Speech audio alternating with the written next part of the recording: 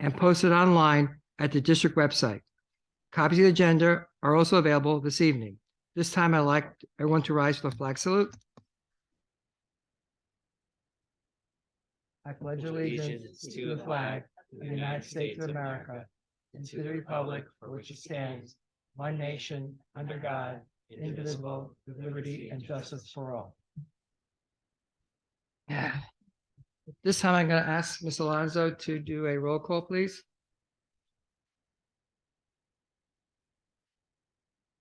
Mrs. Greco here. Mrs. Hussein here. Mrs. Martin Here. Mrs. Martinez here. Mr. Olenschlager. Present. Santana here. Mrs. Spencer here. Mrs. Wilson here. Mr. Caraballo. Here. This time, I'd like to get a motion for the approval of minutes. It's second by Ms. Santana. So this is the approval of minutes for both approval of the regular meeting of December 14th and the approval of the January 4th reorg meeting minutes. And the executive minutes from the 14th as well. Oh, yeah, excuse me, yes. So we have a motion It was in second. and we have a second. So are there any comments, edits, questions on that topic?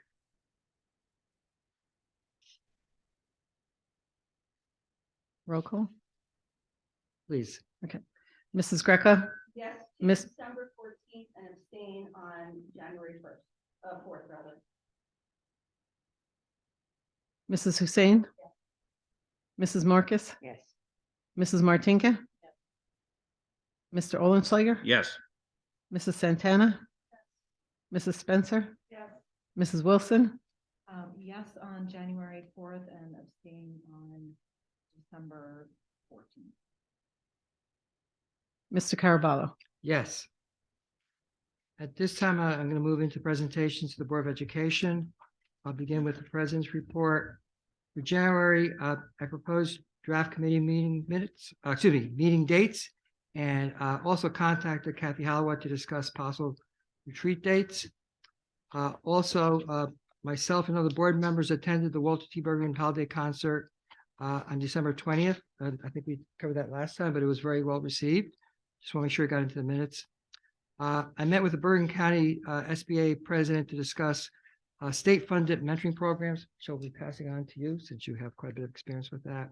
I attended a planning meeting for the Unsung Heroes program to be held in May that celebrates a special high school student, which includes a Bloomingdale student. We've done that in the past, so we'll be doing that again this year. And I'll report this during the liaisons, I attended the January 9th Senior Citizen Center meeting and discussed upcoming events. That completes my report. Student liaison? Absolutely, yes. So I'd like to invite up Madeline from Walter T. Bergen, one of our students who will provide a very brief update to the board on the happenings at Walter T. Bergen, things going on. Welcome. So what we've started so far for academic activities is we've started our iReady diagnostics. Every grade is competed in an engineering competition where basically like we made our own gingerbread houses and it had to be science related.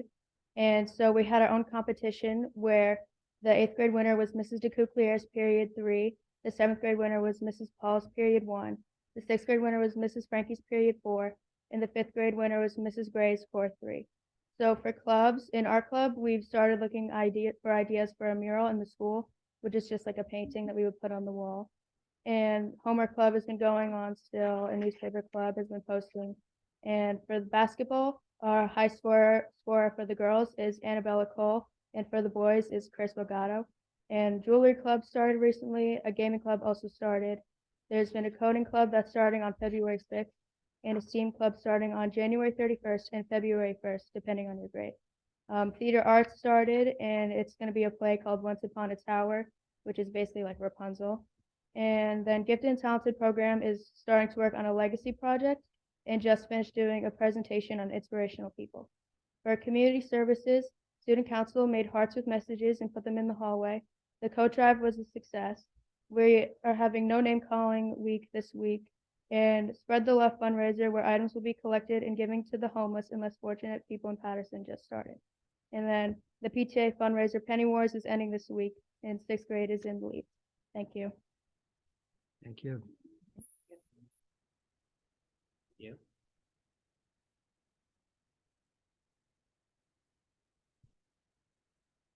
Thank you, Madeline. Obviously, a lot of great things here happening here at Walter T. My report for this evening will be slightly brief. First, I'd like to welcome Ray and Andrew from Nizavatia, our auditing firm, who in very few short minutes will be giving a report on the district's financials. On behalf of Donna and I do want to thank you both and your firm. It's always a pleasure to work with you. We find you both and your firm very easy to work with, very always willing to take our calls, answer our questions. So it's a pleasure to work and serve with you. Community of Bloomingdale. A few updates going on within our district. Our after-school tutoring program that I spoke about at the December meeting is up and running. We're happy to say we have over 50 students participating in the program. It is open to students in kindergarten through grade 4 because we have an equivalent program already in place at the middle school. As I shared previously, we're doing it in 5-week intervals. So for 5 weeks, students will take part, and then we'll do another opening sign up and then another 5-week program after a short break. It's all being paid for through our American Rescue Plan funding for after school tutoring. Last evening, we held a family math night for kindergartners through preschoolers, through students in grade 2. The turnout was phenomenal. In my 2+ years now here in Bloomingdale, this is the most attended parent event with 125 people at one point attending within that just small that grade span. Like I said, it was excellent. I have to commend, we had 7 teachers under the direction of Ms. Capo, our math instructional coach, who assisted in the program. Everybody volunteered their time. And thank you to the board members who also came out either as a parent or board member or both last evening. In the future, we do plan to build on this, as obviously this was a tremendous success and received positive feedback. We plan to have a 3 through 5 math night in the coming months. We plan to also build a pre-K to 5 family science night, and also a pre-K to 5 family literacy night based off of the success of last evening's. Thank you, everyone. And then finally, for the public and the board, I am going to be sending out the latest schedule for our monthly superintendent's coffees with a little twist for the second half of the year. I am going to invite board members, if you're interested, to join me, present with me, just come along and tag along, whatever you'd like, to kind of join the superintendent's coffees to help also engage with the public. So that concludes my report for this evening. Thank you. You ready to start? Yep. You want to go ahead and introduce them? Perfect. So without further ado, our auditing firm, you're up. Good evening, everyone. So my name is Andrew Kaczynski. Again, we're here just to present on the 2022 audit this evening. In front of you, you should have 2 books. One of them is a big yearbook looking guy, and the other one's a much smaller one. The bigger book is basically all of your financial records, and the smaller book is the management report. So we're going to start off with some of the financial information for 2022. The most important schedule in that big book is what's called the C1, and that shows basically how the district operates financially. That's on a third basis. There's a lot of other schedules in there, but it's the one that's most important to you. So I'm going to spend a few moments going through that, and then we'll move on to some other topics. First of all, the excess revenue for local revenues exceeded the budget by $404,000 this year. The excess revenue for the state exceeded by $710,000 this year, and the excess revenue for federal was $71 over. And then we also had unexpended appropriations of $3.3 million this year. We also had year-end encumbrances of $540,000. And we had a budgeted increase in our capital reserve account of $500. That brings us to a total increase this year of about $2.2 million in our fund balance. On the last page of the C1, which is in the 90s within the bigger books, if you care to see all the detail of it, it's about 12 pages long. Bit of a read, spend a bit of time going through it. But the ending fund balance was comprised of $2.3 million in the capital reserve, which was an increase of $1 million from the previous year, $100,162 in the maintenance reserve, which was an increase of $149 from the previous year. The excess surplus generated in the current year was $1.3 million, which was about $6,500 less than it was the previous year.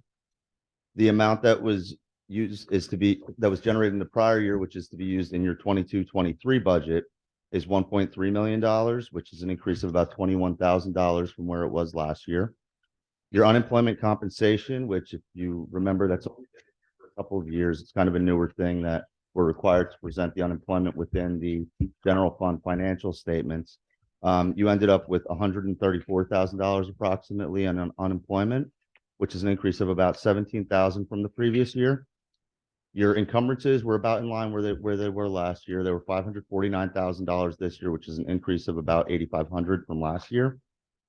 The amount that you're using in your subsequent year's budget is $1.4 million, which was an increase of about $1 million from what it was last year. And your unassigned fund balance, which again is still 1% this year, as of the end of 23, that will sunset and we'll go back to 2%.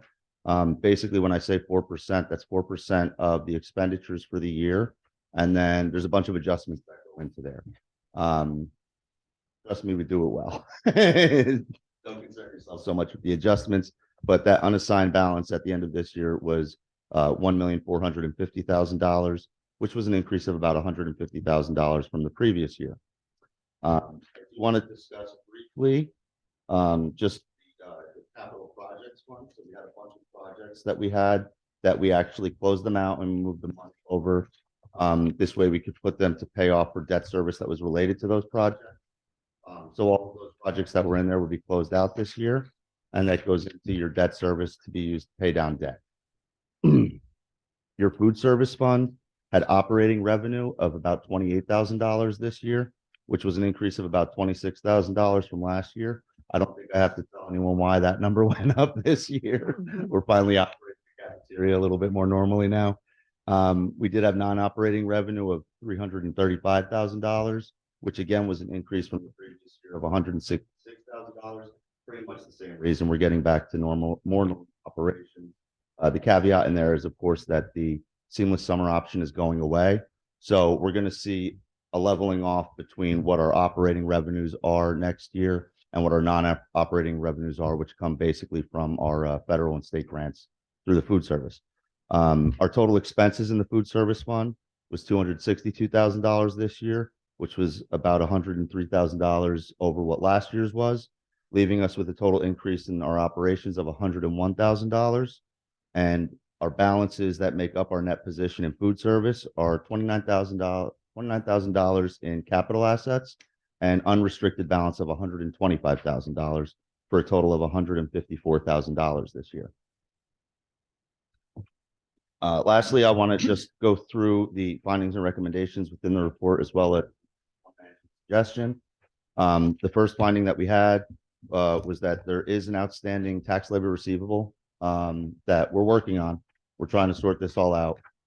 It actually goes back to last year, so we're working on that. We're trying to get it all squared away, but just wanted to include it in the report, make sure that we're working at it. Hopefully, we'll be able to resolve it by the end of next year. The second recommendation was related to the ESEA grant. This has already been fixed, so everyone's aware of it. We've squared up with this. But during our review of the ESEA grants, we noted that the district submitted and received reimbursements in excess of the reported expenditures. So we've already sent that money back. So we're good, we're clean, we're square, it's been handled. And then the last recommendation that we had was that when we reviewed the food service program, excuse me, it was noted that not all of the monthly subsidy reimbursements requests were submitted on a timely basis. Again, we're working on that, and we're hoping that it's not going to be a problem or a repeat recommendation next year. The management suggestion that I was talking about a moment ago is related to COVID-19 federal funding. Basically, this is nothing that has been done wrong. We found no issues related to this. We just put this into our report for all of our clients this year. This way, the board is aware that we're saying that there's a high likelihood at some point, and we're already seeing certain places where, with all of this COVID funding that came out, that these granting organizations are going to come back and they're going to do a very detailed review in some cases. It's not guaranteed that you're going to have one, but there's a high likelihood that it could happen. So we just wanted to make sure that you were aware of that. When they come out, they do a very detailed review. They check that you dotted every I and crossed every T, sort of a thing. So we just want to make sure that that doesn't come as a shock to you. And the very last thing that I would like to mention is that there was a prior year recommendation regarding the net payroll account balance, payroll agency analysis of balance, and the fixed assets, which all of those were resolved. So, and, you know, to echo your point from earlier, you know, it's a pleasure working with everyone here. Really great job. And if anyone has any questions, I'd be happy to answer them. I have one question. I pretty much ask it every year. It's in reference to the treasurer's report. When we get the treasurer's report and it's no, I'm not throwing any kind of doubt on any of the people here, any of the people, but the treasurer's report, for example, this very one we're voting on tonight, the opening balance doesn't match the closing balance of the prior report. I'm told that is common among boards, but I get a little concerned that we never footnote the differences. The difference on this particular report, on one line, you can see it moves from one line to another, so I understand that, but it's $10,900. There's no best practice that says it should be footnoted? That's my question. I'm not aware of anything. You're not receiving like a revised, We do get a revised one, but we don't get an explanation as to why it was revised. I see. Yeah, that's, you have any input on that? I don't think there's a best practice per se, but yes, you normally if there is a revision, I would think it would be footnoted somewhere. So to your point, yes, it should be. I don't think that it's required. At least I'm unaware of any requirement for there to be a footnote, but from a pure being an accountant standpoint, yes, I would want. I agree with your point that it should be footnoted or an explanation for the revision. Okay. I would imagine it's usually journal entries that occur at some point, but it would just.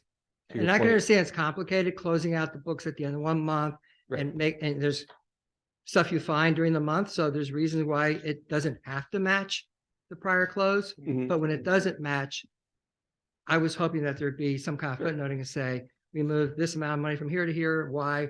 We found this extra money that was overlooked, maybe a check wasn't cashed, and footnote Mhm. that way. Mhm. All right, whoops, sorry about that. You missed. Tried. So I have a question. Why didn't we spend all the money that we got? Didn't we have uses for it? As far as the COVID funds, Yeah. because we have multiple years to spend that money. So most districts did not go out year one and spend it. I've used, so the perfect example is for the last 2 years, we've put on a summer program for our students at no cost for academics. So I've spread that money over 2 years. I believe, and you guys could definitely help me. CARES 1 expired and we did spend all that money. CARES 2 is set to sunset this upcoming September, right? And then ESSER 3 or American Rescue, we have till September 2024 to spend the money. So that's why we've purposely spread and wrote our grants to cover a multiple year period to give services. But you said we Sure. gave something back. That's ESEA, right? Sorry, unrelated to the ARP or COVID funding grant. Yes, so those are unrelated. What you gave back was just an over request, really a timing difference more than anything, due to kind of the backwards way that the accounting occurs. It's done on a reimbursement basis. So you have to spend and then request. And the grant year is different from the school year. So I don't think they could really make it any more complicated a way for you to get the money. And it's something we see from time to time in all of our districts, where a lot of times it happens with encumbrances from one year get requested in another year. And it ends up in an over request. And because it's on a reimbursement basis, you have to send it back. So it's really, that was really more of a timing difference than anything. And also the sheer complication of the way we do it in New Jersey, to be honest with you. It seems that we could always use more money, right? Mr. I Olenschlager? was going to say, how long you been working with the government if you don't think they can make it any more complicated? Oh, God. Trust me, the government will find a way.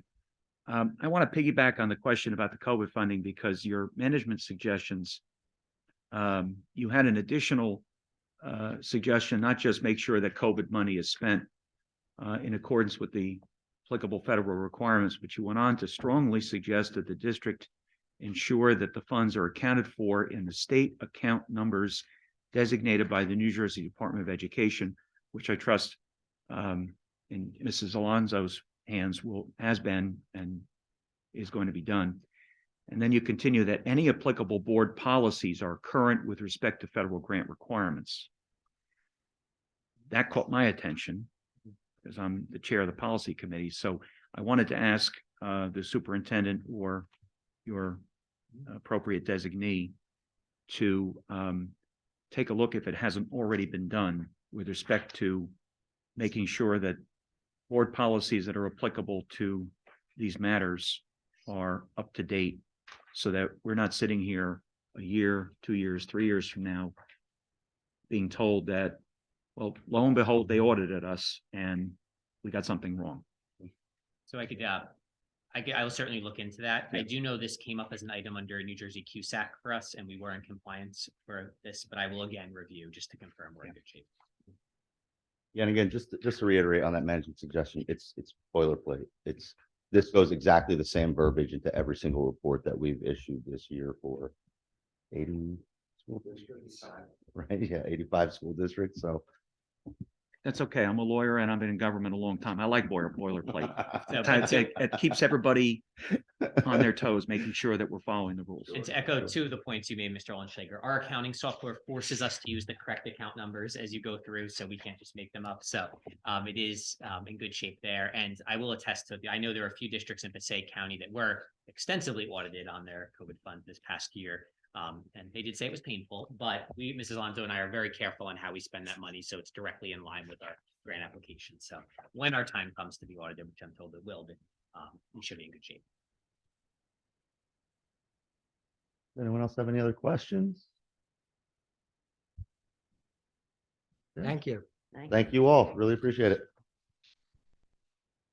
Always like to hear about fund balance.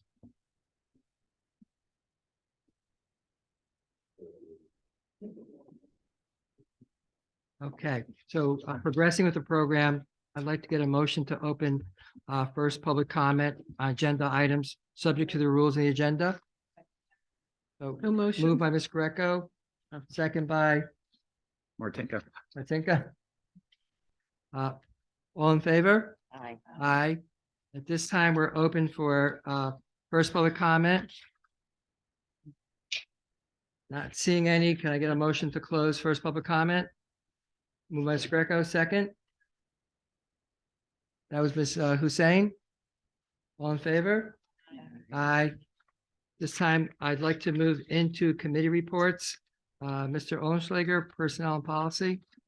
The Personnel and Policy Committee will convene its first meeting of the new year on February 6, 2023. Thank you.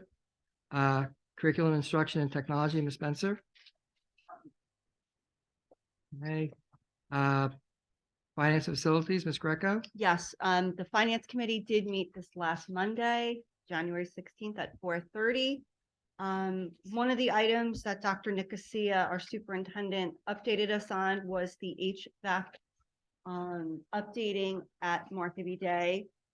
We did get 3 bids in around the holidays, and unfortunately, those bids came in 3 times the cost that we thought were predicted that they would be. So we will be going back out to bid in the very near future. And any other items that we did discuss, we will be updated on at a later date that can be shared. And that's the end of my report. Thank you. Ms. Hussein, Public Relations and Strategic Planning. We met on Monday, January 16th, and we were given updates on the SRD renovation study that mainly that the study is going to consist of 2 parts, an in-depth look for engineering and one for architectural design. It would take 2 weeks worth of time for the study and 1 week worth of time for the study and 1 week worth of time to compile the reports. So about 2 weeks total. The study will be presented to the committee and then to the full board, and it should lead to no disruptions in classroom learning. Most likely will take place on weekends or early in the morning when classes are not in session. We also discussed further guidance on board attendance at events to ensure that there's no violation of the Open Public Meetings Act. If board members attend an event, there is an intent to discuss And there is a intent to discuss any district business or questions around that, there needs to be a notice, otherwise there does not need to be. But just generally, we just reiterated the need to have due vigilance at any meetings any public events we attend. And we also discussed regularly checking in on the district strategic plan and board goals. Dr. Nicosia agreed to continue sharing updates throughout the year as we've done, just to ascertain adherence to the district goals that have been outlined on the district website, which are in line with the strategic plan, the district strategic plan. And we'll be continuing to use the guide as a guide for the district's direction. And there will be a timeline of just checking in with our district goals. February, we'll be getting a test scores report. May, we'll be getting an update, just an update from the district from Dr. Nicosia. And July, we'll be coming up with new goals, and November having another update. And that's the end of my report, unless you have anything to add. I was just gonna state that, I think it's more for the board to ensure that we do get regular updates and encourage the administration, Dr. Garcia, to give us those updates. Look forward to the February update on test scores, the May update, July new goals, November update. And as we get into new business, we'll continue that conversation. Thank you.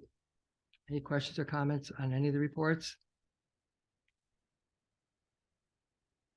Seeing none, I'd like to move forward to Superintendent's Bulletin, General Administration, Mr. Oldschlager. I'm going to request, if you can, move 6.1 to 6.5 on the addendum. For 6.3, I'm going to recommend that the board, that we appoint Lauren Greco as the delegate and myself as the alternate. Okay, with that noted, I will move the adoption of resolution 6.1 through 6.5 inclusive. Is there a second? Second by Ms. Greco. Any questions or comments on items 6.1 to 6.5?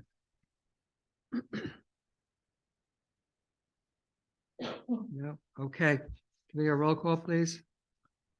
Mrs. Greco? Mrs. Hussein?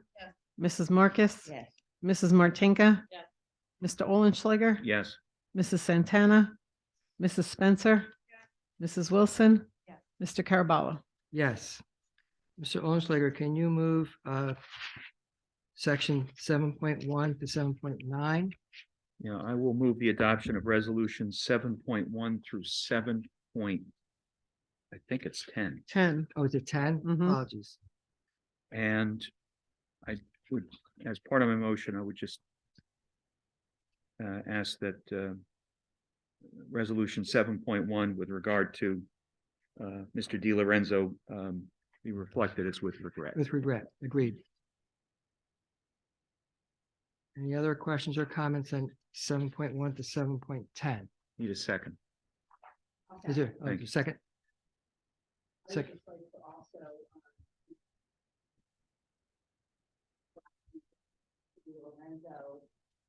Wonderful retirement very much deserved. Many of us have worked with him and his there, and career days, and it's going to be a huge loss not to have this gentleman in this library. Having had 3 kids go through the system, I can tell you, when my oldest started here at this library, was nothing like what we see now, and what Mr. Di Lorenzo has been able to do with this library and the space for the kids. It's an open, inviting spot for them to come. If they want to come in and just talk to Mr. D, they do that. So, it's a huge loss. I understand it's time for him to retire, but I just want to know what a wonderful person he is and what a loss it is to the district and the students, quite frankly, not to have his presence there in the district. Thank you. Any other questions or comments? Well, I was just gonna say, when we didn't have the funds to hire him again, we had a full house demanding that he be rehired. So that was a testament to how beloved he was and how yeah, very much the heart of it.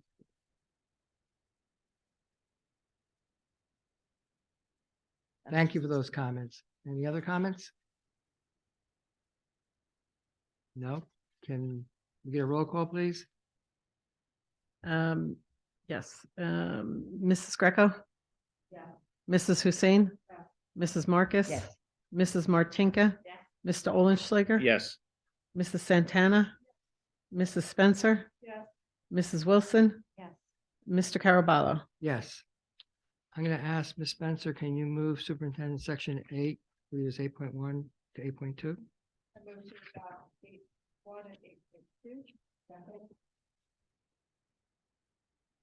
Any questions or comments on 8.1, 8.2? Seeing none, can we have a roll call, please? Who seconded that? I'm sorry. Greco. Okay. Mrs. Greco? Mrs. Hussein? Mrs. Marcus? Yes. Mrs. Martinka? Yeah. Mr. Olenschlager? Yes. Mrs. Santana? Mrs. Spencer? Mrs. Wilson? Mr. Caraballo. Yes. I'm going to ask Ms. Spencer, can you move 9.1 to 9.3, please? 9.1 to 9.3. Nadia? Greco. Oh, It was- Greco? it was Greco. Any questions or comments on 9.1 to 9.3? No, seeing none, can we have a roll call, please? Mrs. Greco? Mrs. Hussein? Mrs. Marcus? Yes. Mrs. Martinka? Mr. Olenschlager? Yes. Mrs. Santana? Mrs. Spencer? Mrs. Wilson? Mr. Caraballo. Yes. Ms. Greco, can you move 10.1 to 10.4?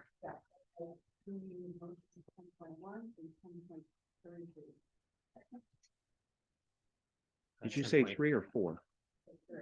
No, it's We have 4. an addendum item. It's an Oh, addendum. we have addendum. So Okay. you're amending your motion to 10. So the motion been amended, and was it seconded? I think Santana. Ms. Santana, you seconded. So any questions or comments on 10.1 to 10.4 It's a friendly amendment. as amended?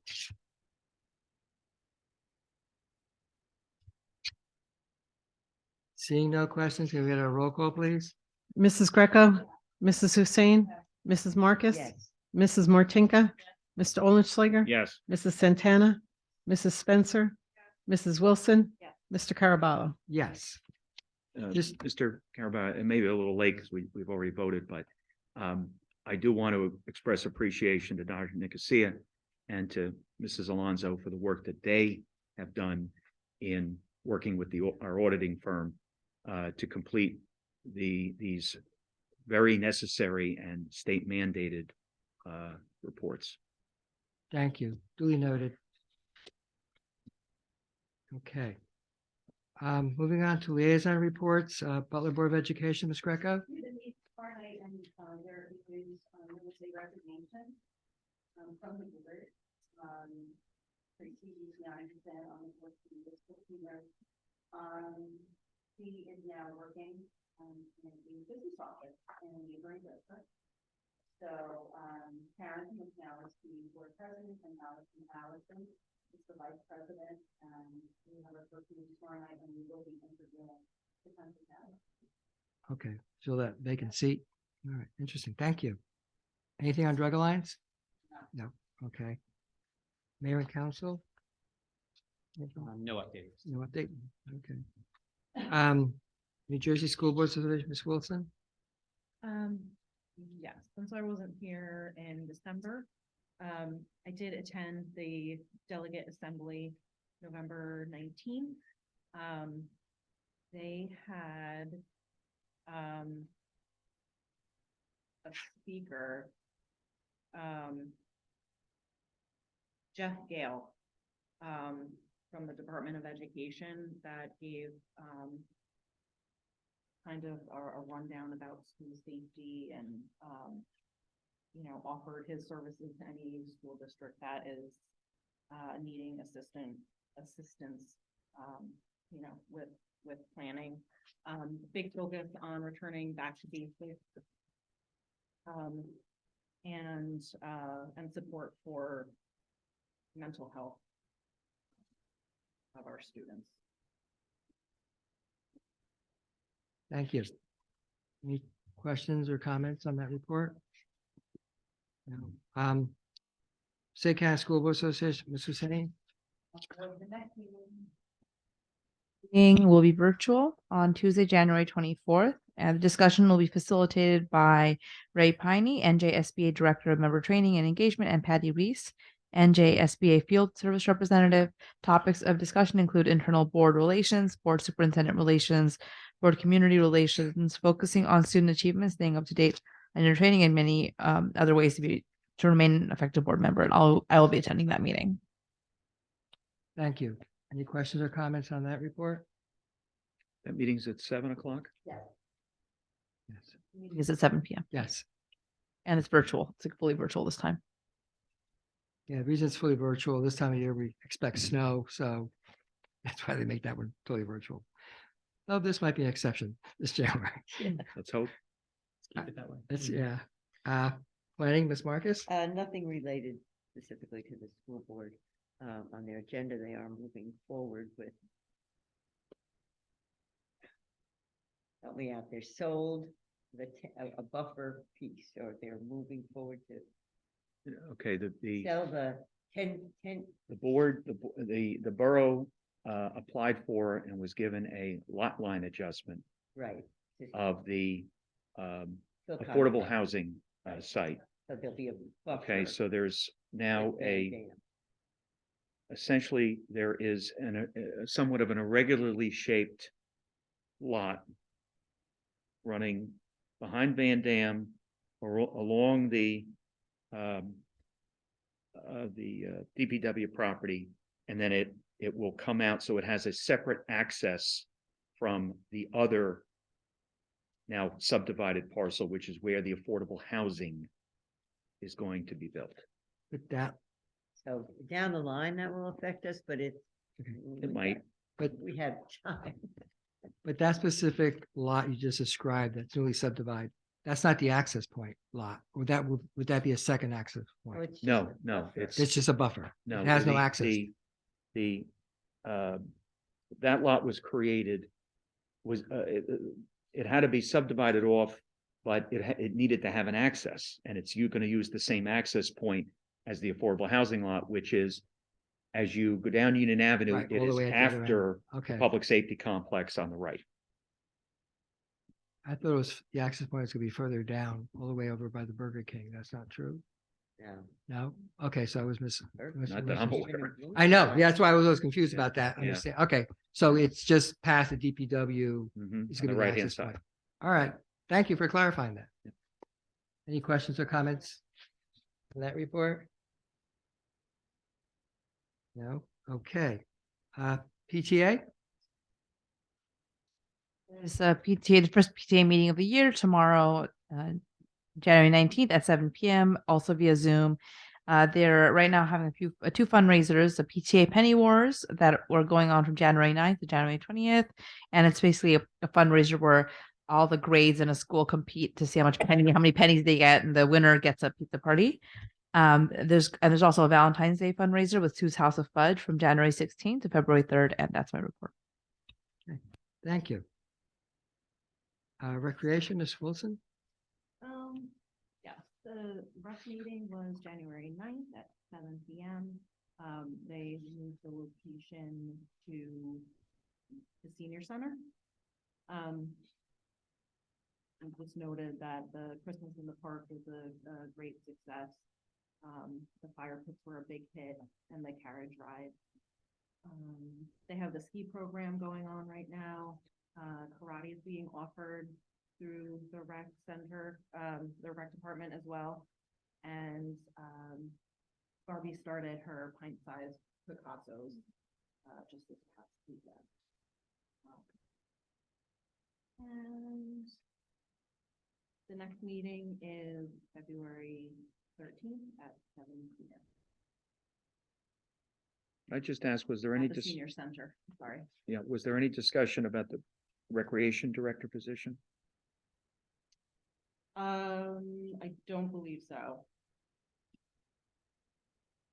Okay, my understanding is the recreation director tendered her resignation. Yeah, yes, she did.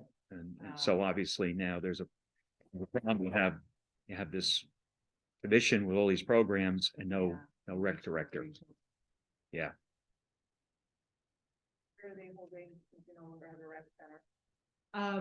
Everything right now is at the senior center. Okay. I know there's talk of maybe having some meetings at the, fire department.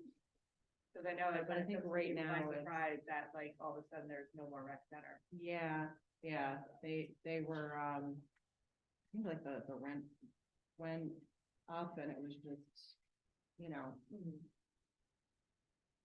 Not really feasible for them to continue there, so. Using the senior center, and I think, you know, the programs that used to use the rec center, I think they're, you know, alternating between the senior center and the firemen.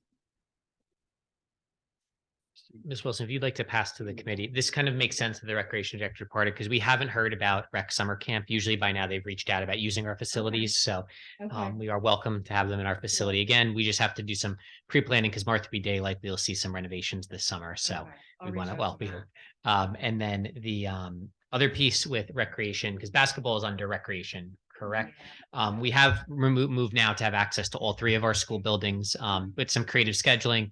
We have teams coming in from 4 to 6 when we do have custodians on duty there. So we reopened Martha B. Day as well, starting next week.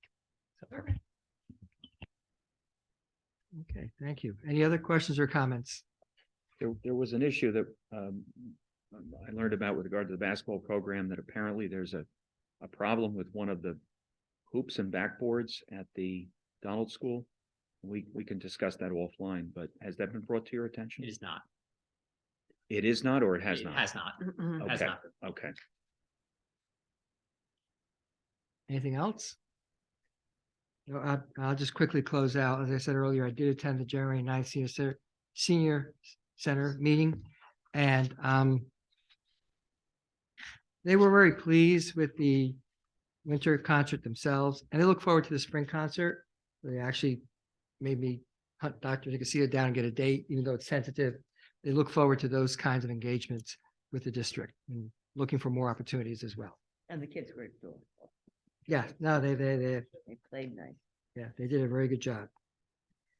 And that completes my report. At this time, I'd like to open up the floor to any old business.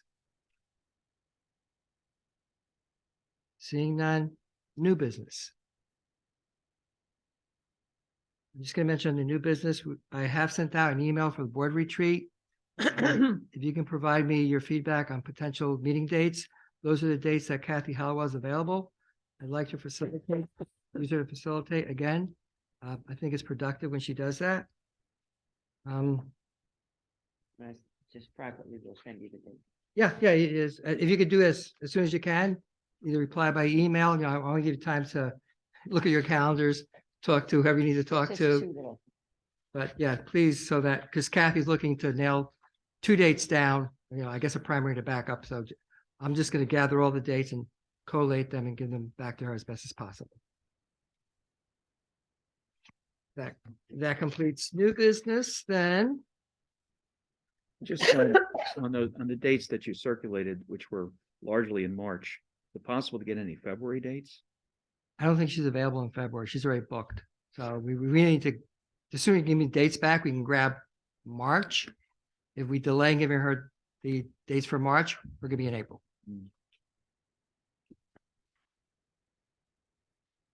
Any other questions or comments on old business?